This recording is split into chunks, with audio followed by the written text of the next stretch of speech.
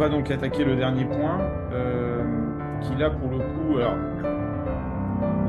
nous intéresse plus dans le sens où il s'agit tout simplement de parler de notre pays et puis de l'armée, de cette relation que l'on a avec notre armée. Euh, il y a plusieurs articles qui sont sortis ces derniers temps pour expliquer que l'armée française avait du mal à recruter, avait du mal à conserver les jeunes recrues. Les campagnes, vraisemblablement, n'arrivent pas aux effets escomptés. Vous qui avez donc une grande carrière dans l'armée française, à quoi vous pouvez attribuer cette évolution, cette mauvaise évolution de l'armée et de son recrutement aujourd'hui? Alors, bon, d'abord, comme vous le dites, j'ai une expérience non seulement de l'armée, mais de la direction du personnel militaire de l'armée de terre où j'ai servi 5 ans. Donc, j'ai été en charge notamment de l'étude de la professionnalisation. Et à l'époque, la question qui m'était posée, c'était de savoir si la professionnalisation des armées serait une bonne chose ou pas. Bon, on a étudié honnêtement comme on le faisait surtout. Hein, j'étais patron de la cellule prospective évaluation de la direction du personnel de l'armée de terre, donc j'étais en charge de cette étude en particulier, hein, et de toutes les autres, mais celle-là en particulier. Et notre conclusion, après plusieurs mois d'études, a été il ne faut surtout pas abandonner le service national. Alors pourquoi on avait déjà pressenti qu'il y aurait des difficultés de recrutement, évidemment, parce que dans la population française, on avait noté, au travers de tout un tas d'études qui avaient été faites par d'autres, hein, mais dont on avait récupéré les résultats, hein, que les gens intéressés par le domaine de la sécurité, euh, alors j'appelle domaine de la sécurité pas seulement les armées, mais les armées, la police, la gendarmerie, et également les boîtes de sécurité civile, les boîtes de mercenaires, on va dire, ou autres. Hein. Donc tout ce qui concernait la sécurité, on avait le nombre de gens qui ne changeaient pas en France, hein, qui était une quasi constante, alors que les besoins en sécurité de la France explosaient. Donc, et que ceux qui payaient le mieux recrutaient le mieux, et que là-dedans, l'armée n'était pas compétitive. Donc, se coller dans un système de professionnalisation n'était pas forcément une bonne chose. Il y avait également d'autres arguments, comme l'argument social. Euh, oui, il y avait d'autres. Oui, Et sociétal, parce qu'en en fait, on sait que bon, quand il y avait service militaire, ça permettait, on va dire, à l'adolescente de passer à l'âge adulte, d'avoir oui, aussi un cadre, oui, cohésion sociale, voilà, c'est cohésion ce que je sociale, voulais hein. dire. Hein. Il y avait un problème de cohésion sociale, hein, Mm. et que l'armée, c'était pas seulement quelque chose qui était fait pour entraîner des soldats à la guerre, hein, c'était aussi quelque chose qui était fait pour assurer la cohésion sociale et faire un brassage de toutes les classes. Ça, on l'avait bien noté. Hein. Donc, notre avis était résolument qu'il ne fallait pas abandonner le service national. Mais il y avait un lobby assez puissant de militaires professionnels, hein, en particulier hein, les pros, ceux de la Légion. Moi j'ai fait les deux, hein, donc chasseur, option Légion. Donc je pouvais comparer d'ailleurs la qualité des uns et des autres. Hein, mais il y avait un lobby de la force d'action rapide et de gens un peu plus professionnels qui disaient on ne peut pas s'engager si on n'a pas suffisamment de professionnels, etc., etc. Donc il faut mettre fin au service national, faire une armée plus petite et essayer de la muscler davantage, quoi. Plus petite, plus musclée. Bon. Et puis, il y avait surtout un cabinet conseil. Comme vous savez, pour le Covid, on a mis un cabinet conseil qui s'appelait McKinsey, hein, pour gérer nos problèmes. Eh ben là, on a mis aussi un cabinet conseil qui n'était pas, enfin, qui avait des représentants français, hein, mais qui s'appelait Arthur Andersen. Et Oula, Arthur Andersen, hein, non, Arthur Arthur Andersen, Andersen feu Arthur Andersen. oui, non, mais à l'époque, non, Oui, non, oui, mais non. moi je vous parle des années, on va dire, 90? début des années 90, avant la fin du service national. Hein. Et donc, Arthur Andersen est venu là-dessus et a emporté le morceau, quoi. C'est-à-dire qu'on nous a dit, bon, votre étude, elle est très intéressante, sauf qu'on va quand même abandonner le service national. Bon, ben, le service national a été abandonné. Et ça a été, je pense, une erreur colossale sur le plan de la cohésion de la population et sur le plan également du lien armée-nation, parce que les gens qui avaient fait leur service pouvaient encore avoir alors soit de la sympathie, soit de l'antipathie, mais en tout cas de la connaissance du milieu militaire. Là, Oui. maintenant, c'est terminé. Hein. On est vraiment dans deux mondes. Hein. Donc le lien armée-nation s'est distendu au fil du temps.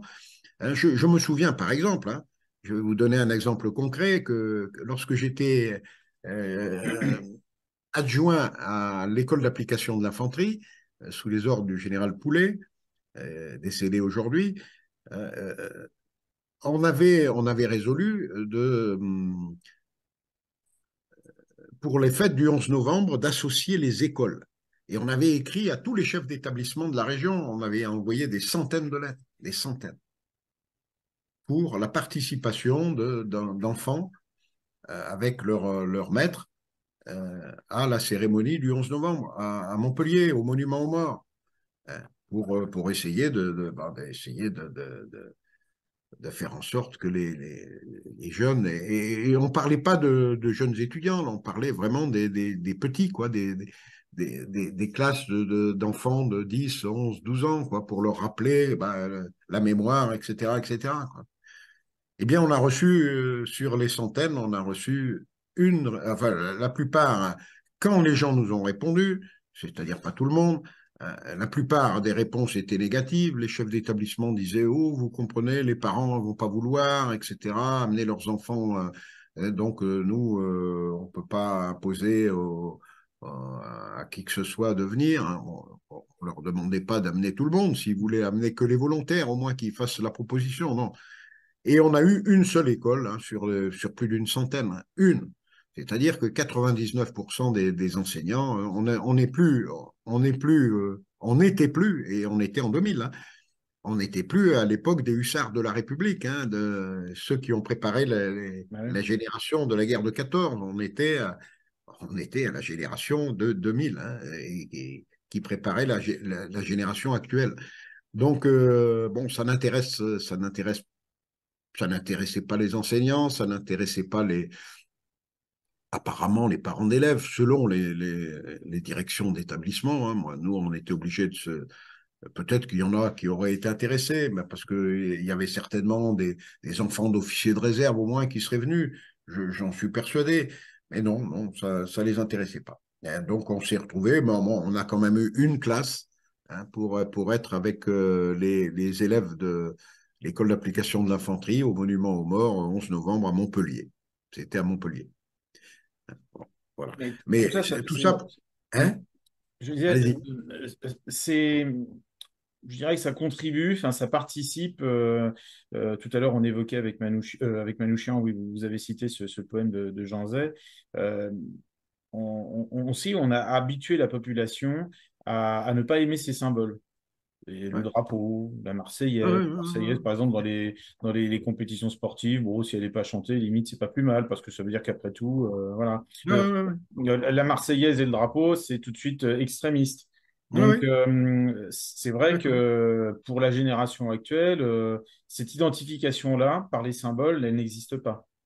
Ouais, mais alors, à Peut-être- partir de ce moment-là, comment voulez-vous que les jeunes soient Oui. convaincus de l'idée d'aller se battre et d'aller donner leur vie pourquoi? Pour un drapeau qu'il ne faut pas respecter, pour Mm. une, ben, ils sont au courant de tout ça. Hein. Bien sûr. Ces idées à la mode, ces idées progressistes, dit-on, hein, entre guillemets. Bon, voilà, bon, si ça intéresse personne, il faudra pas qu'ils s'étonnent le jour où les choses tourneront mal. Et aujourd'hui, ce qui tourne mal, c'est le recrutement. Alors, le recrutement, il y a plusieurs raisons. Hein. Il y a également, donc là, la professionnalisation a amené un problème grave, c'est que les soldats, qu'on le veuille ou non, hein, alors on me répétera la main sur le cœur que les soldats ne sont pas des fonctionnaires, sauf que quand ils sont professionnels, ils comptent quand même les heures, hein. C'est-à-dire qu'il il faut pas en permanence, quand ils sont au quartier, les retenir au-delà des heures, sachant qu'ils sont en opération assez souvent, etc. Donc, ils se sont un peu fonctionnalisés, on va dire, hein, et même quand ils partent en opération, ils supportent de moins en moins l'absence de l'épouse, l'absence de la famille, l'absence de... Tout ça sont des choses qui sont perçues différemment aujourd'hui que ce qu'elles étaient perçues il y a 50 ans.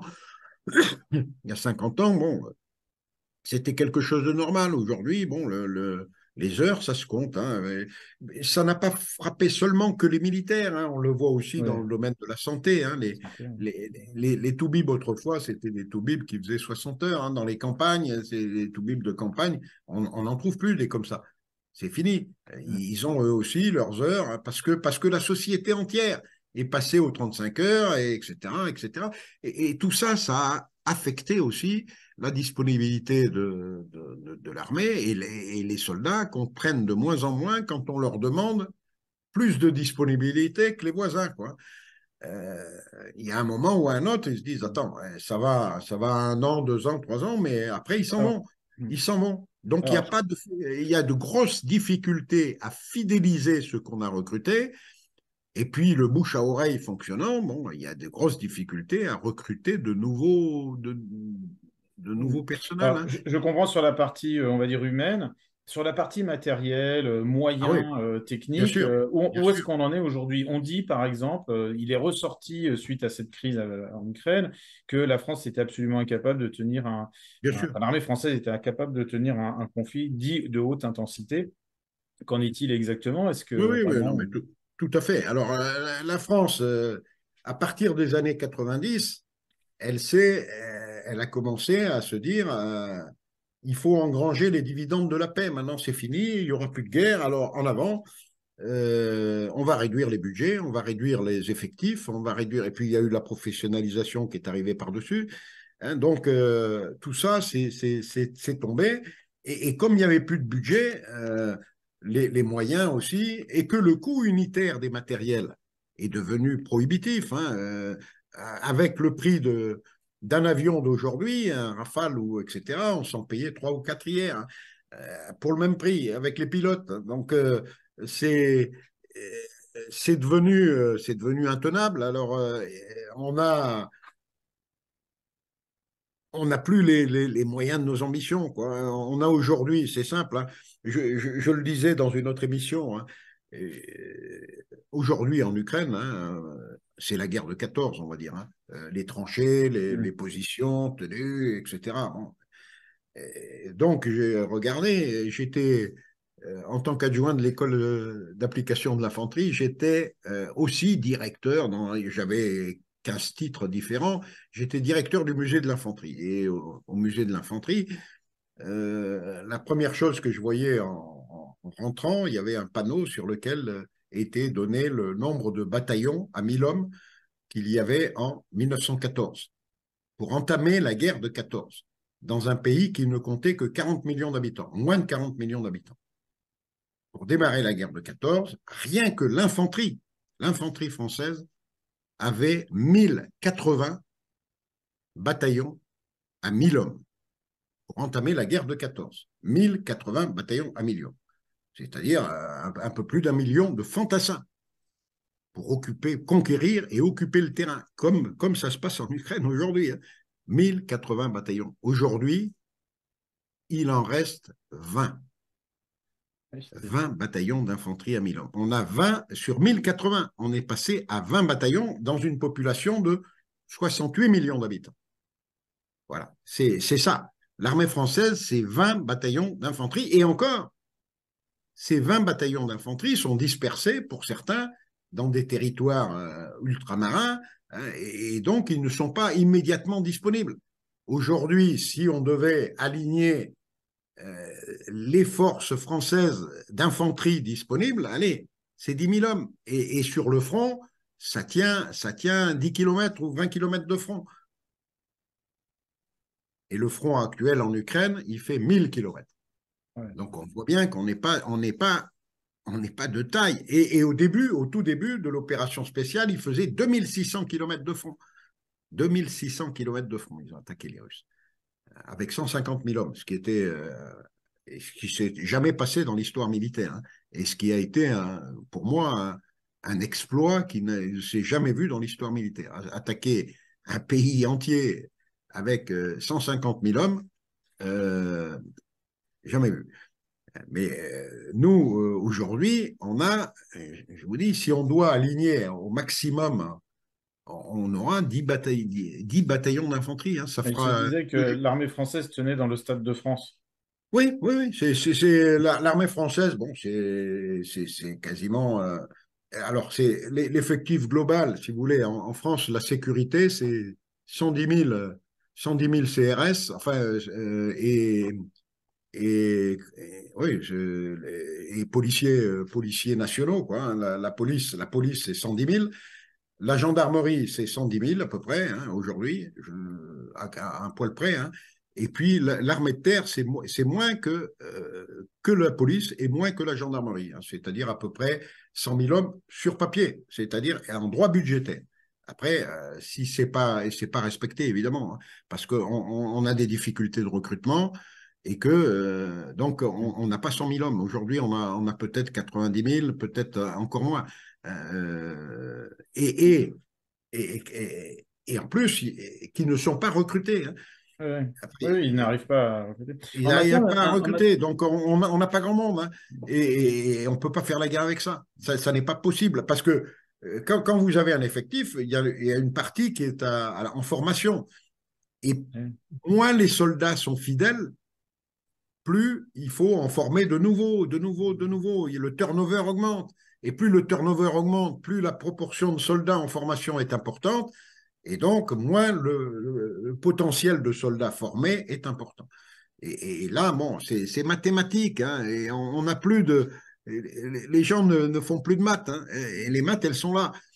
Et si on en faisait davantage, on aurait pu, par exemple, au début de cette opération, hein, faire la balance des potentiels. Ce qu'on appelle, dans le domaine militaire, hein, il y a quelque chose qu'on fait toujours, toujours.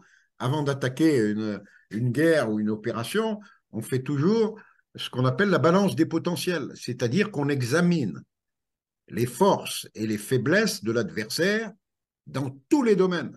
Alors, pas seulement le domaine militaire, mais dans le domaine économique, dans le domaine des alliances, avec qui sont alliés, etc. Comment ça peut tourner?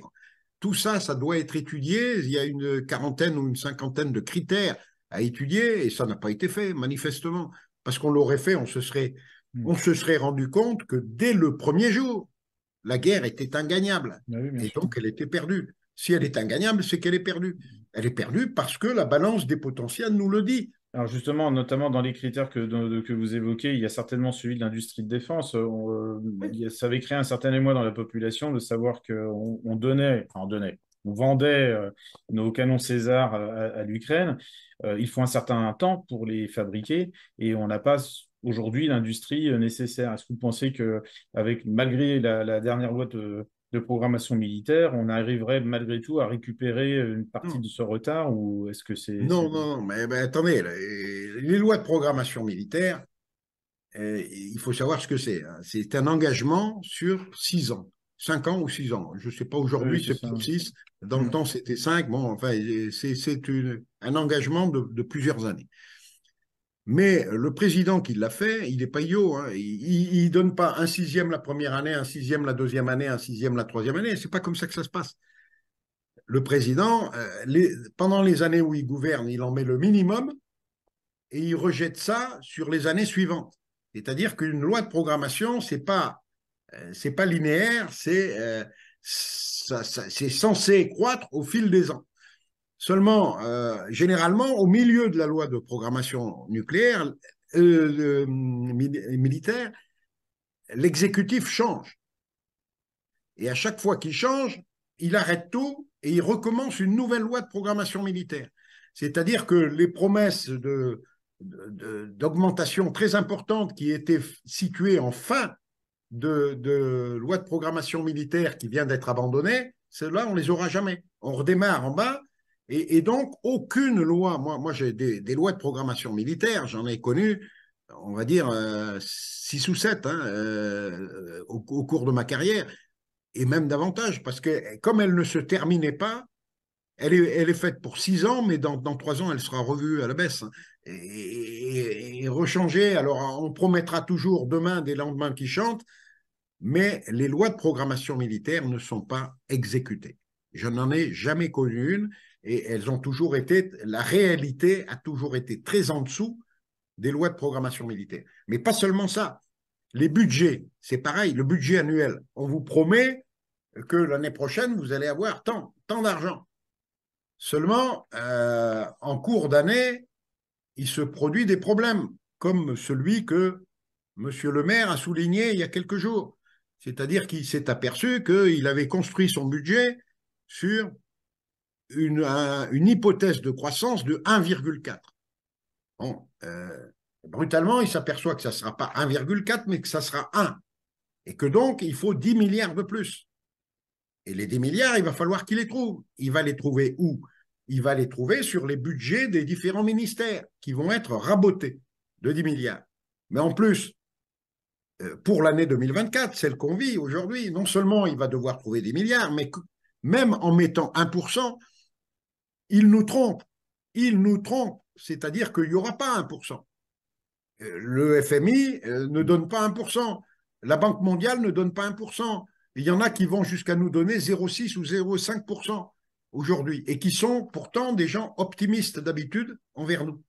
Donc, il va y avoir encore des besoins de milliards et de milliards et de milliards et pas par un ou deux. Il faudra à chaque fois des paquets de 10 milliards. C'est-à-dire que le budget prévu pour l'année 2024, en clair, sera raboté d'au moins, par rapport à ce qu'il était en projet, il sera raboté d'au moins 30 ou 35 milliards. Et ces milliards, ils vont les prendre où? Sur quel ministère croyez-vous Ah, qu'ils vont sur les le prendre? social, je pense. Bah ouais. Oui, il y aura le social, bien sûr, Mm. mais ça suffira pas. Et les seuls qui gueulent jamais, c'est qui? C'est les militaires. Les Les militaires, militaires. Ouais. ils disent toujours, bon, et voilà. Et on arrive au fait que malgré des promesses permanentes de budget mirifique, de loi de programmation mirifique, tout ça, c'est du, c'est du pipeau. C'est des choses qui n'arrivent jamais, qui ne sont jamais arrivées. Moi, je me souviens m'être insurgé à de nombreuses reprises. On en discutait beaucoup avec le général Poulet, hein, et qui était d'accord avec moi d'ailleurs, hein, il le voyait bien. Hein.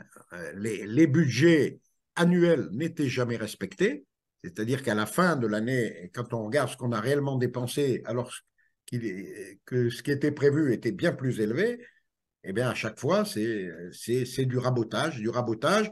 Et en fin d'année, qu'est-ce qu'on fait? Eh bien, on repousse les programmes d'année en année. Et donc, au lieu d'avoir 10 chars, j'en sais rien, 100 chars cette année ou 10 chars, hein, on n'en aura que 8 cette année. Et puis, ça sera pareil l'année prochaine. Et après, ce qui fait que les lois ne sont pas respectées, les budgets ne sont pas respectés et que donc les armées sont sous-équipées. Hein. Et moi, je ne crois pas du tout, je ne crois pas du tout, d'abord, à la solidité de la loi de programmation militaire. Hein. Plus on vous dit, elle est solide, on va faire ci, on va faire ça n'est pas vrai. Ça n'est pas vrai. Ce n'est pas la réalité que j'ai vécue, moi, pendant 40 ans. Hein. Je peux En vous le plus dire. de cette situation, est-ce que vous ne croyez pas que, en matière de souveraineté, euh, on a perdu par exemple bon, la fabrication du FAMAS, on a choisi un fusil voilà, allemand. Est-ce que justement, c'est pas aussi un des problèmes qu'il aurait fallu résoudre, alors soit au travers de la loi de programmation militaire ou autrement, mais essayer de recouvrer quand même cette souveraineté, c'est-à-dire produire nous-mêmes nos propres armes pour que demain, s'il y avait un conflit, on puisse tout simplement ne pas Mais être. vous avez raison. Hein. À l'époque du général de Gaulle, je peux vous dire qu'on Hmm. on construisait, notre armée, elle était à nous. À Voilà. nous. Et les industriels, ils étaient à nous. Et on exportait de l'armement j'allais dire, dans le monde entier. Hein. Aujourd'hui, bon, on importe. Et puis il suffit qu'une seule pièce détachée, faut quand même le savoir. Hein. Il suffit qu'une seule pièce détachée d'un de nos engins ou soit américaine, et Voilà. là intervient l'extraterritorialité du droit américain. Parce une pièce n'est pas française, est américaine, ils peuvent vous interdire d'utiliser le matériel. Et ils le font, ils s'en privent pas, c'est leur droit. Estiment-ils? Ils estiment que c'est leur droit. Donc, il n'y a pas de souveraineté si on n'est pas de A à Z maître de nos armes, maître de la fabrication de nos armes, etc. etc. Alors, donc, en résumé, là, si je vous suis Je bien, suis donc, très pessimiste. on a un problème au niveau du recrutement, donc problème au niveau humain, on Oui, a un problème au niveau du matériel, on a un problème aussi au niveau financier, puisque en fin de compte, les budgets ou les lois de programmation ne sont jamais tenus. Euh, Comment vous voyez, alors, en très peu de mots, mais comment vous voyez l'évolution de cette armée et puis, bah, par voie de conséquence de ce lien armée-nation qui devrait être fort, mais qui s'est déjà délité et qui pourrait clairement disparaître. oui, ben, je suis un peu pessimiste là-dessus, hein, sur l'avenir l'avenir de notre armée. Alors, je pense il y a un moment ou un autre, il va falloir qu'on renonce à notre place dans le monde, hein. C'est-à-dire que on a eu par hasard, on a eu, grâce au général de Gaulle d'ailleurs, et à sa politique et à son idée qu'il avait, sa haute idée qu'il avait de la souveraineté de la France, on a eu à un moment donné une armée qui tenait la route, hein. On ne dépensait pas les 1,70 ou de la part du PIB qu'on dépense aujourd'hui. Je ne sais même pas si on est à 2, hein. Si on remplit l'engagement des 2%. Mais à l'époque, on avait 4%. Moi, quand j'ai démarré ma carrière, c'était le double, hein, de la part du produit intérieur brut, hein. Donc, on avait beaucoup plus, les matériels coûtaient moins cher, donc on avait la force nucléaire, on était respecté dans le monde, hein. Aujourd'hui, bon, même par rapport à la force nucléaire qu'on avait à l'époque, on avait toutes les composantes. On avait une composante terrestre d'armement nucléaire stratégique. On avait également toute la gamme de l'armement tactique à l'armement stratégique. Aujourd'hui, on a gardé, et on l'avait pour l'armée de terre, pour l'armée de l'air et pour la marine. Donc, on avait une panoplie à la fois nucléaire et classique qui était totale. On avait 1400 chars. Aujourd'hui, il en reste 200, hein. Moi, je regrette, hein. Il en reste 200. Et encore, je le dis, la disponibilité technique opérationnelle de nos matériels, c'est pas moi qui le dis, c'est un rapport parlementaire qui a été fait, hein, et qui donc a repris, bien sûr, les déclarations des chefs militaires de l'époque, hein. Et ça a été fait il y a 3-4 ans. Je l'avais traité dans un de mes articles, hein. Il y a un rapport parlementaire qui nous citait des taux de disponibilité technique opérationnelle calamiteux, calamiteux. Pour les hélicoptères, par exemple, et en particulier les hélicoptères de combat, les Tigres, hein, les fameux tueurs de chars, hein. On avait à l'époque, c'est-à-dire il y a 4-5 ans, hein, il y en avait 3 sur 4 qui ne pouvaient pas voler parce qu'ils étaient en réparation, en attente de pièces, en maintenance, mais ils n'étaient pas, la disponibilité technique opérationnelle de ce type de matériel était de 25%. C'est-à-dire qu'il y en avait 75% qui n'étaient pas disponibles techniquement aux opérations, 75% des matériels. On n'en avait déjà pas beaucoup, mais là, du coup, on n'avait presque plus rien, hein. J'avais fait le bilan, c'était catastrophique, catastrophique. Et ça, c'est des questions. Ah, donc, moi, je suis pessimiste sur l'avenir. Et la seule solution aujourd'hui, bah, c'est de reconnaître on n'est plus une armée qui compte, hein, c'est tout, hein, et de vivre avec ses moyens, hein. Il y a pas de honte, hein. Il y a des pays qui la ramènent beaucoup moins que nous, hein, et qui vivent avec des armées beaucoup plus faibles, hein. Bon, mais à ce moment-là, il faut cesser de considérer qu'on est encore un acteur et à la limite renoncer à son siège au Conseil de sécurité de l'ONU, hein. C'est-à-dire qu'on n'est pas capable d'assumer un rôle. On n'est plus capable. Je regrette, hein, c'est triste à dire, mais c'est comme ça. Alors, on s'est souvent réfugié en France, on s'est souvent réfugié derrière l'Europe. C'est-à-dire, on a dit. Mais le problème, c'est qu'en Europe, tout le monde a fait la même chose. Tous les pays. Et c'est-à-dire qu'aujourd'hui, eh bien, l'OTAN est un conglomérat d'armée nationale en état de décomposition avancée. C'est ce que je dis. Hein. Et l'OTAN, et si l'OTAN, c'était pas ça, si l'OTAN était ce qu'elle était encore Hmm. en 1990, on serait en guerre contre la Russie. Aujourd'hui, avec mais aujourd'hui, on peut pas se payer ce luxe parce on est certain de la perdre. Et tout le monde le sait qu'on la perdrait, y compris les généraux de plateau hein, qui vont vous dire sur les plateaux hein, l'OTAN, l'OTAN, l'OTAN. L'OTAN, j'ai travaillé avec l'OTAN, hein, j'ai été aux États-Unis, j'ai travaillé pendant 3 ans et j'ai des rapports sur l'armée de terre américaine, j'en ai fait un paquet. Hein, et l'OTAN, c'est avant tout l'armée américaine. J'ai bien connu le colonel McGregor qui a travaillé à quelques mètres de moi. On a travaillé 3 ans côte à côte hein, et on se connaît comme cul et chemise. Hein, et on a longtemps refait le monde ensemble et reconstruit les armées des uns et des autres et voir ce qu'on pouvait espérer. Bon, on est aujourd'hui du même avis sur ce qu'est l'OTAN. Hein, et il a été, lui, en plus, directeur du Joint Operations Center de l'OTAN. Hein, Colonel McGregor, c'est pas n'importe qui. Il était le bras droit du général Clark au niveau de l'OTAN et c'est lui qui dirigeait le JOC, Joint Operations Center. Et le Alors, JOC, c'est quoi? L'OTAN, c'est un état-major de 2000 officiers hein, qui dirige toutes les forces interarmées, enfin les forces venant de tous les pays.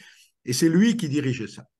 Bon, à partir de ce moment-là, vous avez tout compris, quoi. Et si lui, moi je suis d'accord avec lui, il est d'accord avec moi, et on est sur l'OTAN, on sait exactement de quoi on parle, quoi. vous On parlez sort pas des, ça du. Ouais, ouais. Vous parlez des autres pays occidentaux, bon, j'entends bien, mais on a quand même cette spécificité, la France, d'avoir un espace maritime qui est très vaste. On est présent sur toutes les mers du globe, on est présent partout. Est-ce que quelque part, par manque de vision stratégique, de vision de long terme, on n'a pas loupé le coche? C'est-à-dire qu'on ouais, aurait pu on quand est, même ouais, entretenir bien sûr. cette armée parce que justement, on avait cet espace maritime à défendre. Bien sûr, on a le premier ou le deuxième selon les Ouais. classements. Hein. On est un poil du premier, quoi. Hmm. Si on est deuxième, on est un poil du premier. Si on est premier, on est un poil au-dessus du deuxième. Bon, enfin, mais effectivement, on a le plus grand territoire maritime du monde. Mais pour pouvoir assurer ça, il faut une flotte. Hein. Il faut une flotte digne de ce nom, avec des porte-avions, là, on n'en a qu'un. Et quand il est en maintenance, on en a zéro. Bon, dans le temps, on en avait au moins deux. Hein. Et à un moment, même avec les porte-hélicoptères, on arrivait presque à trois porte-aéronefs, quoi.